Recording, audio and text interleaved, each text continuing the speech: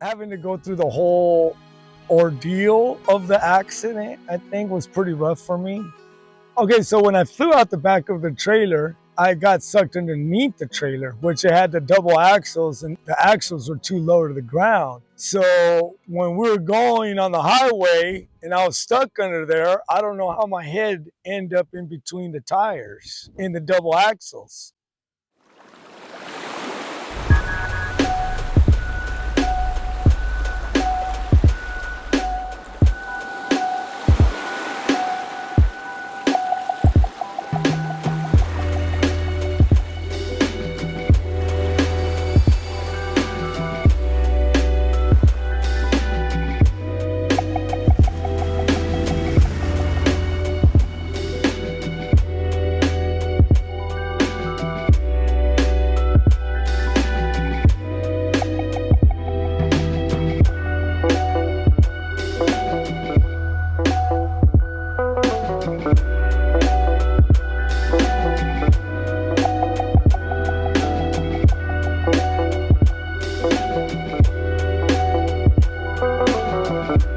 So my first friends that I grew up with here in Oxnard, uh, it wasn't a gang or anything. It was more like a lot of us just having fun together growing up.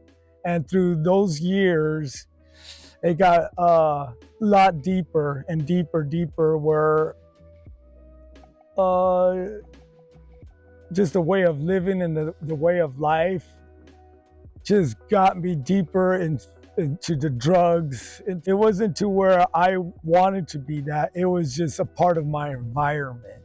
And with that, I just liked having fun with everything, but with the fun and the streets come a cost.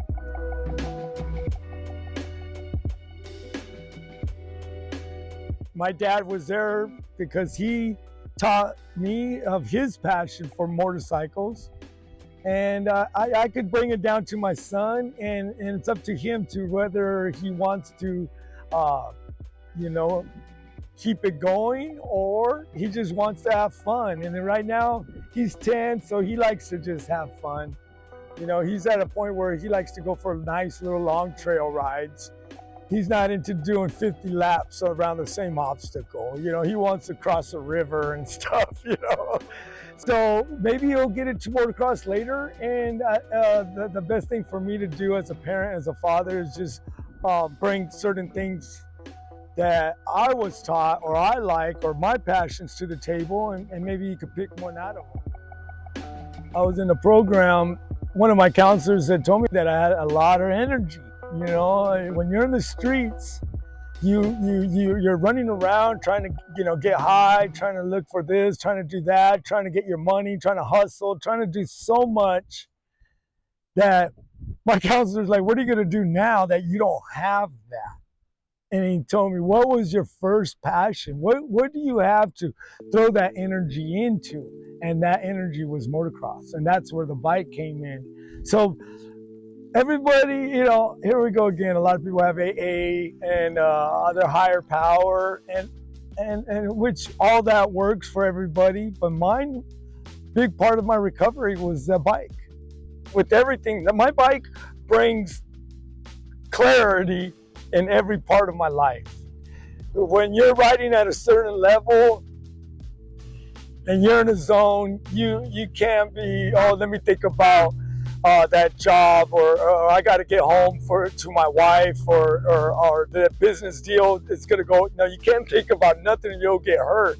So that's why you have to go out there and know how to just eliminate everything and focus on what you're doing and with your passion that you're on.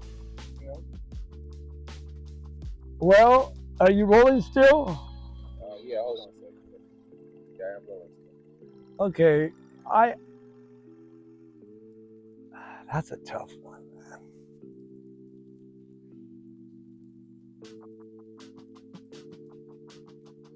I don't know.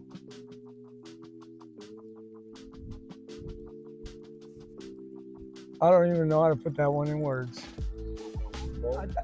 Okay, so when I flew out the back of the trailer, I got sucked underneath the trailer, which it had the double axles, and the axles were too low to the ground. So when we were going on the highway and I was stuck under there, I don't know how my head ended up in between the tires in the double axles. And that's what shriveled up my whole ear.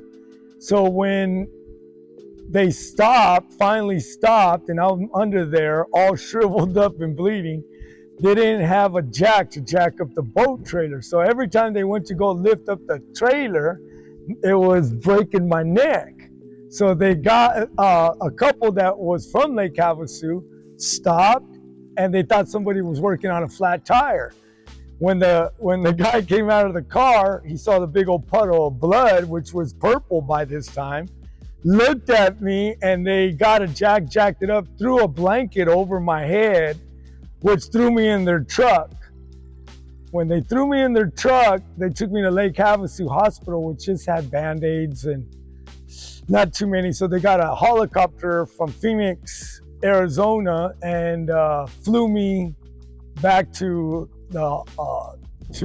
Phoenix, Arizona from Lake Havasu, which therefore I was just so many loss of blood, just head basketball, the whole, the whole yelling and everything, until they put me in a induced coma and life support, which 12 major surgeries, just the whole thing.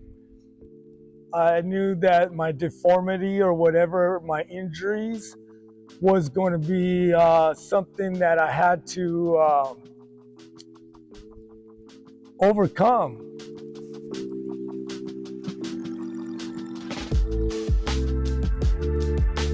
I made it through the traumas of my past, armed with the love of my son, of my family, and the peace I get from riding my dirt bike. I won't be fooled by the beauty of the beast again. I just need to stay focused and get the next ride. Watch out, Glen Helen.